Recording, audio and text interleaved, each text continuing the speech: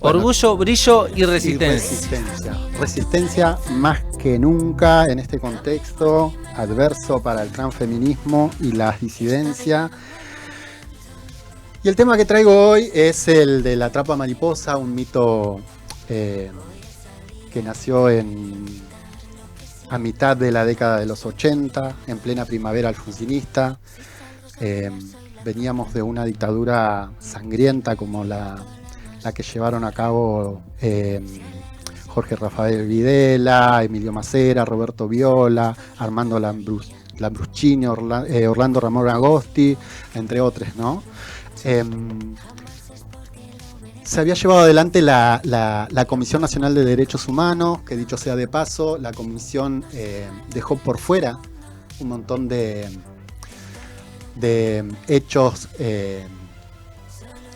que involucraba, digamos, al colectivo, que luego con una entrevista que tuvo Carlos Jáuregui con un rabino que participó de la comisión, diciendo de que habían 400 hechos que involucraban a personas del colectivo y que no se estaban visibilizando en los informes de la CONADEP. Por eso también decimos de que a nosotros nada se nos hizo fácil y siempre tuvimos que entrar pateando la puerta para poder, digamos, decir, acá estamos, esto somos y esto es lo que nos hicieron desde parte del Estado, ¿no?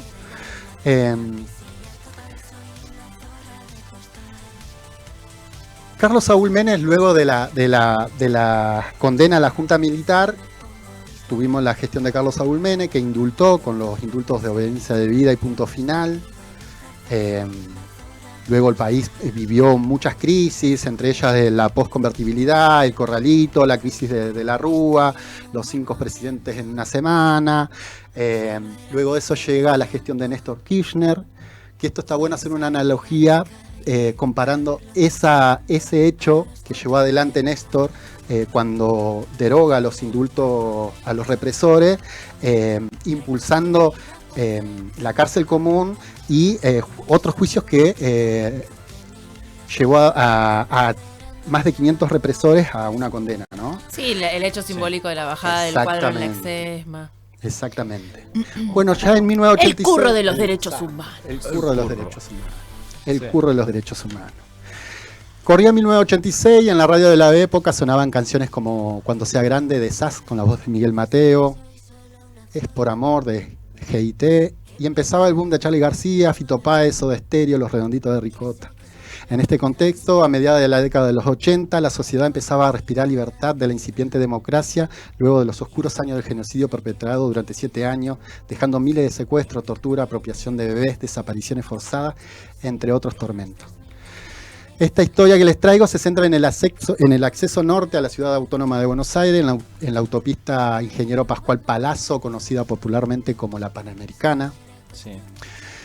Más específicamente en el tramo que une Florida y San Isidro, que serán unos 6, 7, 8 kilómetros, bautizada por un medio de ese tiempo como Travestilandia. En estos kilómetros fueron escenarios de múltiples muertes de personas del colectivo travesti, en un contexto, como decíamos, ¿no?, de persecución, violencia institucional, abandono por parte del Estado y la discriminación y estigmatización por parte de la sociedad. Y allí se daría lugar al misterio de un posible asesino serial conocido como el Caza Mariposa. Alguien que recorría las noches, la Panamericana, y mataba a travesti. Con la plena vigencia de los edictos policiales y la indiferencia de la justicia ante las abultadas denuncias, la zona se encontraba liberada por parte de los abusos y los crímenes, porque y por este motivo las chicas debían como ocuparse de su propia seguridad, ¿no? Sí. El asesino se empezó a ser conocido tras el boca en boca, luego se concretó en realidades, en una trágica certeza. Las chicas no solo aparecían muertas, sino que también, como denunció María Belén Correa, fundadora junto a Claudia Piagua Draco, de la Asociación de Travestis, Transexuales y Transgénero de Argentina, y fundadora del Archivo de la Memoria Trans, donde comenta que muchas de las víctimas tuvieron que ser enterradas como NN, porque no tenían familia o la misma familia de las compañeras, negaban inclusive, luego de la muerte, rechazaban la elección de vida como persona trans. Sí. Muy triste. Muy triste eso, porque había directamente un desprecio prácticamente familiar hacia la identidad de género de las Son personas. Contadas con los dedos de la mano las personas travesti, trans que tenían el acompañamiento, el apoyo de la familia. La gran mayoría era expulsada de sus hogares, expulsada a la clandestinidad, al trabajo sexual, obligada, ¿no? Sí. No por elección, sino obligadas en un contexto de discriminación, bueno, todo lo que venimos hablando, ¿no? Si las amigas se atrevían a ir a reclamar el cuerpo, las mismas compañeras que eran vínculos cercanos de las chicas, eran detenidas por el simple hecho de ir vestida en contra del género asignado.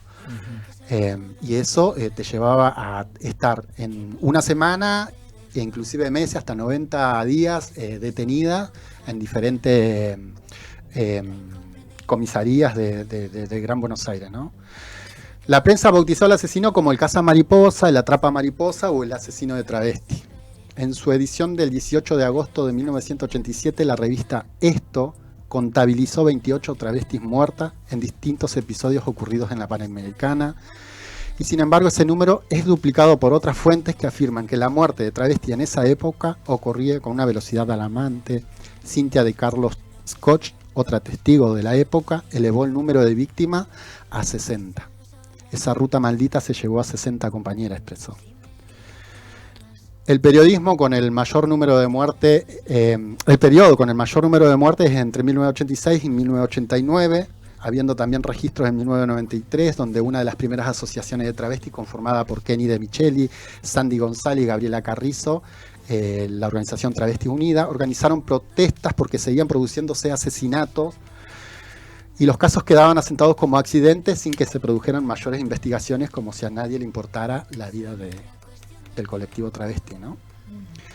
Ante el desinterés por parte de las autoridades, algunas de las chicas recurrían de forma anónima a diferentes periodistas.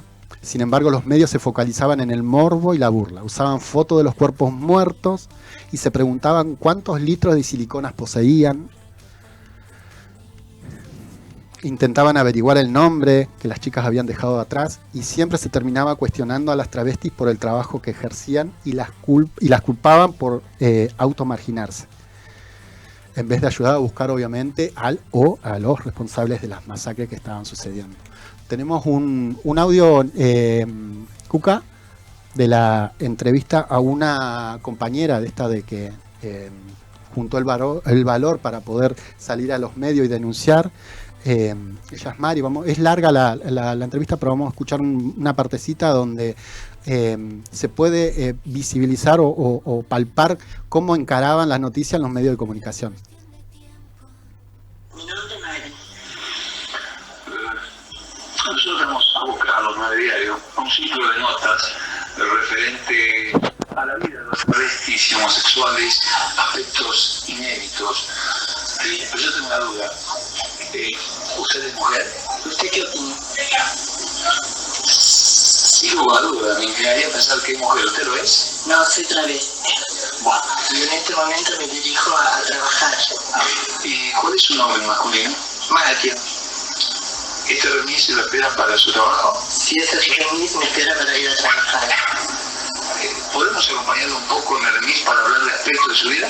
Sí. Y no vamos a agraviar su vida íntima. Adelante, avance. Este viaje, ¿lo inicia con miedo? ¿Lleva miedo usted adentro? Sí, realmente llevo miedo porque no sé si vuelvo a mi casa, si vuelvo a dormir, si no vuelvo, si me matan. De verdad no sé lo que me puede pasar. Salgo con mucho miedo. Este miedo obedece, supongo yo, a las muchas muertes que han sufrido homosexuales y travestis últimamente. Sí, mucho miedo por eso, porque en el lapso de unos meses han muerto 13 travestis, y entonces una le queda ese miedo. ¿Nadie la rechazó alguna vez? Nunca nadie me rechazó, porque desde muy chiquita yo ya aparentaba más ser lo que soy ahora, realmente, que me he hecho un poco de cirugía, qué sé yo, pero siempre aparenté ser una mujer. Hay que Es más largo la entrevista, son como 15 minutos de entrevista que le hacen a la compañera, donde prácticamente ella va a expresar, digamos, la preocupación y el miedo que generaba toda esta situación, y desde los medios de comunicación hacían hincapié en la morbosidad, en la burla, referirse siempre al masculino, dudando inclusive de si era o no travesti y demás. Tenemos otro pedacito de un análisis que hace Fernández Barrio, una impresentable, junto a otra impresentable también, que también es más interesante porque prácticamente cuestiona, digamos, el ser travesti. ¿Qué declaraciones estamos escuchando, no? Pero sigue habiendo algo que a mí me molesta profundamente, y es el hecho de que aseguren y aseveren de tal manera que deben ejercer la prostitución porque no tienen otra salida. Y yo soy una convencida de que esa es la salida más fácil, pero no la salida que realmente podría tener un travesti si quisiera buscar trabajo. Claro que si entra a un lugar y dice yo soy travesti y quiero trabajar, eso seguramente no lo va a poder hacer, porque es una actitud que choca, y además debe reconocer que le choca a la sociedad.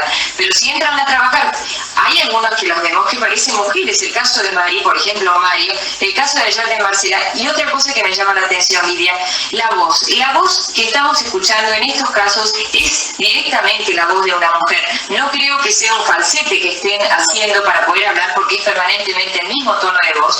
O sea que pienso que debe haber más hormonas femeninas. En el desarrollo de ese adolescente ha habido más hormonas femeninas que masculinas. Sí, vamos por partes. La primera, que Silvia apunta, que estoy de acuerdo con lo que ella dice.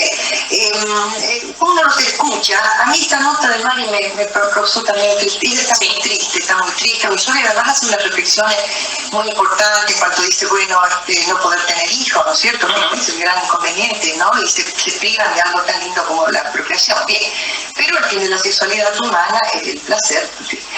Lo que le quería comentar es que ellos dicen la salida es la prostitución, porque nosotros no nos pueden dar trabajo en ningún lado. Yo les quiero decir que en algunos países donde hay mucha homosexualidad y hay bastantes travestistas, ayer les hablaba de San Francisco, por ejemplo, se han organizado en comunidades, incluso comunidades que algunos tienen hasta alguien que los dirija, médicos, algún terapeuta que los oriente, para bajar un poco muchas ansiedades y muchas agresiones. Y además ellos se dieron cuenta que la mejor manera de mantener esta relación es que la Bueno, esto también es un fragmento de una entrevista, de una valoración o una opinión que hacían las comunicadoras, Fernández Barrio y una panelista que no sé quién es, donde ejemplifica, digamos, la dirección que apuntaba al caso, ¿no? Cuestionando la sexualidad, desconociendo la realidad del colectivo, claro, desconociendo que habían edictos policiales, desconociendo de que las compañeras no podían ir a comprar, si iban tenían que ir en taxi 2-3 cuadras, porque si la había la cana la llevaban en cana, y como decía recién, se comían una semana, un mes, 30, 90 días en cana. Sí, opinando sobre la vida, lo que debía ser, si era femenino o no, si un cuerpo, si la voz, y si buscaban trabajo, de qué podían trabajar, sí, sentadas desde un lugar totalmente de privilegio, poca sensibilidad, crueldad y doble vara además también, porque en el audio anterior decían, bueno, las muertes estas, no, o sea, si de algún otro sector de la sociedad hubieran asesinado a 60 personas, no dirían muertes llamarían las cosas por su nombre. Totalmente. Homicidios, no muertes. Sí, transvesticidio. El penal de la comisaría de Monroe fue destinado para alojar a las travestis. Allí podían pasar, como decía, semanas, días, meses, solo por el hecho de intentar desenvolverse en un trabajo que en la gran mayoría es el único que podían acceder. Y ante este panorama, cuando la policía se presentaba, las chicas preferían correr los 8 carriles de la Panamericana, en medio de los camiones y autos que iban a altísima velocidad, y él dejó un tendal de muertes en la Panamericana, atropellada, escapando de aquellas injustas persecuciones policiales, ¿no? Los comisarios en ese tiempo tenían un poder más que inclusive que el juez, porque tenían la facultad de aplicar los edictos policiales y las contravenciones, ¿no? Incluso podían decirte cuánto tiempo podía estar en cana. Hasta ese poder tenía la policía, que inclusive hoy siguen habiendo en diferentes provincias aún vigentes códigos contravencionales que vienen de la dictadura militar. La sociedad civil incluso acusaba a las travestis en la vía pública y se mostraba indiferente ante la violencia y el terror que eran víctimas del colectivo. En los años 80 la violencia tenía una cuota de racismo y clasismo y un odio a la transgresión de género y a las minorías marginales que se atrevían a cuestionar los mandatos sociales y morales. Las organizaciones del colectivo travesti supo aprovechar la visualización del asunto para denunciar las series de abuso que padecían. Con la muerte de otra compañera, una uruguaya radicada en Tigre, nucleó a chicas en la que se conoció como el Fuerte Travesti, y las muertes de la Panamericana desencadenó en la primera movilización de travesti en la democracia. El lunes 21 de diciembre de 1986, unas 20 travestis se reunieron en la Plaza de Mayo y llevaban una carta para el presidente Raúl Alfonsín y pancarta que decían: basta de abuso, queremos tolerancia y queremos igualdad de derechos. Una de las chicas organizadoras de la manifestación, Mónica González, sería asesinada a tiros en agosto de 1990, siendo otro crimen que quedó impune. Marcela Gutiérrez y Patricio Simonetti, quienes realizaron la investigación de las primeras organizaciones de travesti, el caso particular de la Trapa Mariposa, descreen en la hipótesis de que sea un individuo, un asesino individual como responsable de los hechos, y analizan un contexto de extrema vulnerabilidad, que es este combo que hablábamos, ¿no? Por parte de la sociedad civil, sí, la violencia estatal, la violencia institucional y demás. Esa justificación de que le pasa por esto e incluso hasta celebrarlo, porque yo recuerdo incluso de chico cuando veíamos todos esos canales de televisión, un poco más lo celebraban a todos cuando sucedían este tipo de casos, y era horrible. Yo no voy a olvidarme incluso nunca. Hoy en día existen personas que lo día siguen haciendo eso. Sí. Y tienen relatos como el de recién, con una ensalada rusa, un enjunje que meten cualquier cosa y terminan con una super conclusión que no tiene nada que ver con acá nada. En la comarca tenemos a Morena Macio, que fue un hecho muy similar, que perdió la vida entre comillas en una comisaría. Nadie se mata en una comisaría. El hecho nunca se investigó, quedó impune. Morena Macio, de acá de la comarca, de Viedma, una de las feminidades trans. Me acuerdo que el insulto recurrente de esa época para el común de la sociedad era "callate, puto Amacio". Sí. Quienes tienen un poquito más de años quizás se acuerdan cuál era el insulto: "callate, puto Amacio". Sí. Yo recuerdo porque era un insulto que se utilizaba en casi todos los lugares de acá de la ciudad. Uh-huh. Y había muy poca tolerancia también. Recuerdo que era muy común en ese tiempo, por lo menos cuando yo era muy chico, ver esas situaciones de violencia y totalmente naturalizadas por las personas. Yo no me quiero ni imaginar lo que sucedía en las grandes ciudades como podría ser Buenos Aires, que era Buenos Aires, Rosario, Córdoba, Gran Córdoba, Neuquén. Neuquén tiene la mayor cantidad de población de adultas mayores porque en su momento era como más fácil vivir la vida hasta que se implementaron también. Era heavy, pero no tan heavy como en Gran Buenos Aires. Por eso en Neuquén, la ciudad de Neuquén, tiene la población más grande de adultas mayores. Bueno, la hipótesis que se barajaban en ese contexto eran las constantes peleas con las chicas que ejercían el trabajo sexual contra las personas que regenteaban a las trabajadoras cis, los llamados fiolo proxeneta, quienes, apañados por figuras del poder, agredían a las travestis que intentaban trabajar en espacios que ellos consideraban exclusivos. Vicente López, en particular, era una zona vedada para las travestis, quienes solían recibir las agresiones de los fiolos o de la policía que protegía el negocio del trabajo sexual, el cual era estigmatizado públicamente, pero se sostenía en base de contacto de poder y soborno. Para poder ejercer el trabajo sexual, las chicas tenían que pagar la cuota. Hay registro de chicas asesinadas en hoteles y arrojadas en la ruta. Otros creen que la historia del asesino serial sería un mito creado por la prensa, haciéndose eco de otros países que investigaban hechos también de la misma índole, de homicidios seriales. Y también se habló de cruzadas que actuaban en nombre de la moral, algún loco suelto, o bien un grupo de iluminados dispuesto a impedir que surjan nuevas Sodoma y Gomorra. Otras versiones hablaban de un asesino rubio con una cicatriz en la cara que se movilizaba en un auto blanco y negro o en un Falcon verde, como en los años oscuros de la dictadura. Las fuentes siempre obviamente fueron anónimas. No hubo víctimas. No hubo sobreviviente casi, son creo que 2 o 3, que ahora vamos a contar, el caso de Carla Pericle. Un testimonio que fue publicado en la primera edición del Archivo de la Memoria es el caso de María Pericle, nacida en 1953, quien se desenvolvía como trabajadora sexual en la Panamericana a mediados de la década del 80 y pertenecía a un grupo de compañeras que tenía esa zona como punto de reunión. Y el relato del hecho que lo vincularía al asesino serial sería la noche en que conoció, que salió a trabajar, se había tomado un whisky porque tenía miedo por la situación que estaba viviendo, y cuenta que se desocupó de un cliente y se mete atrás de unos árboles para acomodarse la ropa, y cuando sale ve a un Peugeot color crema 504 con las mismas características del tipo que hablaban las demás compañeras, que el boca en boca, y quien observó que el conductor tenía una pistola en la mano y sin paralizarse pudo tirarle una patada y acercar el arma y darle una paliza para luego escapar. Las chicas siempre fueron aguerridas. Sí. Recorrió y bueno, salió corriendo hasta que encontró un par de policías también, que el miedo que ellas le tenían a la cana se le fue en ese momento por la situación que estaba padeciendo, el miedo generalizado que había con respecto a esta figura del asesino serial.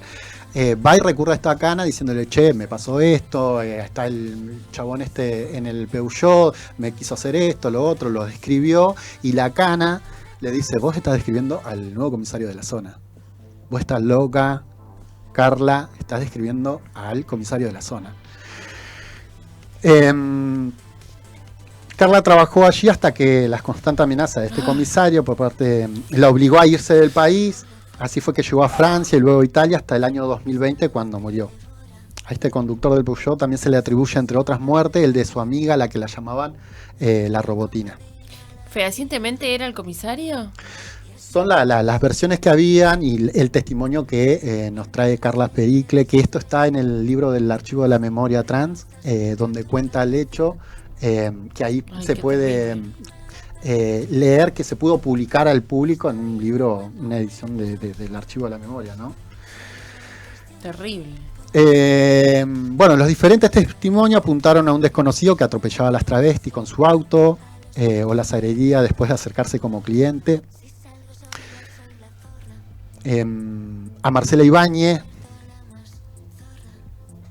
le pegó una puñalada cuando bajaba del coche. El tipo salió con ella todo bien, pero cuando bajó la Ibáñez sintió como una trompada. Se dio cuenta al rato por la sangre que le salía. Se salvó porque tenía un cinturón ancho, recordó Cintia de Carlos Koch. Y volviendo un poquito a la analogía que hablábamos al principio de el papel del gobierno de Néstor Kirchner con los indultos, la bajada del cuadro de los genocidas, la derogación de los indultos de obediencia debida y punto final, y luego también el mandato de Cristina Fernández. Ambos gobiernos vinieron a subsanar una deuda que tenía la democracia, ¿no? Una deuda histórica, como fueron los juicios de lesa humanidad y la amplitud de derechos para el colectivo y la comunidad LGBTIQ+, con el matrimonio igualitario, con la ley de identidad de género. Entonces podemos afirmar que no es lo mismo cualquier gobierno, no es lo mismo cualquier gestión, por más que el discurso venga lleno de espejitos de colores y hablando de libertades, y a la vez te proponen la derogación de leyes fundamentales.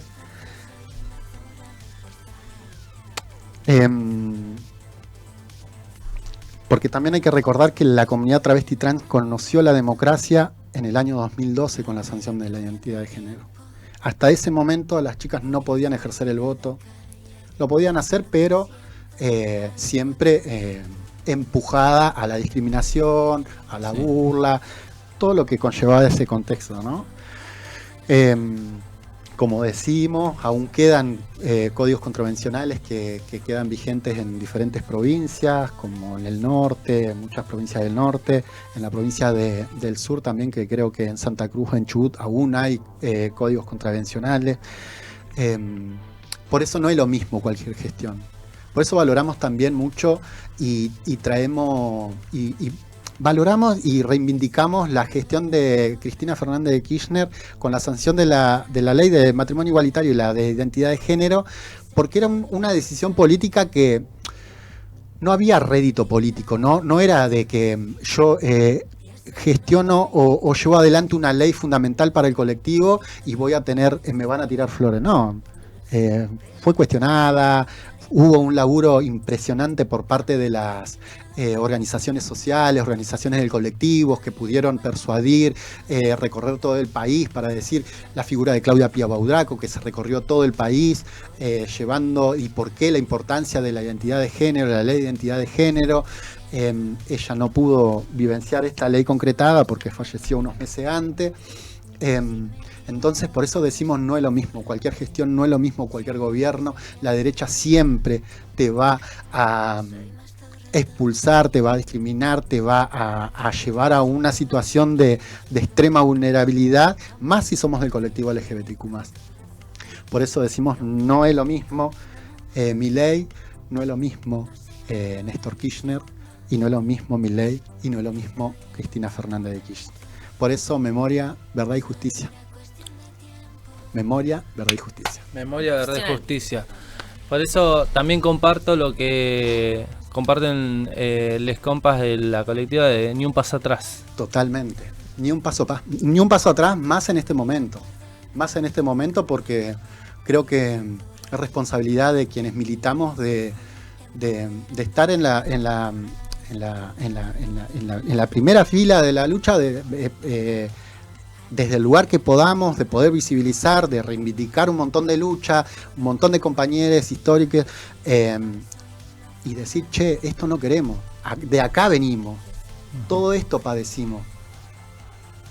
Esta ley fue el piso en derecho que logramos conquistar, de acá para adelante, ni un paso atrás. Al closet y al calabozo no se vuelve más. Al closet y al calabozo no volvemos nunca, pero nunca más. Salud. Chapeyu.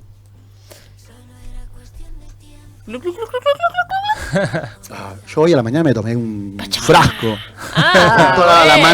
con toda la mala onda que vengo transitando este último tiempo, choreo, esto, lo otro, qué sé yo. Yo digo, con un frasquito, con un traguito no me alcanza, me voy a tomar una botella. Una petaca entera. Así que bueno, nada, está muy chiques. Bien. Nuevamente gracias por el espacio. Muchas gracias. Gracias, Zorra, impresionante. Y bueno, nada, más que agradecido siempre. ¿Te gustaría que nos vayamos escuchando algún tema en especial? No, que ponga magia a Sebi. Bueno, entonces seguimos con el que seguía nomás. Entonces. Seguimos con el que sigue.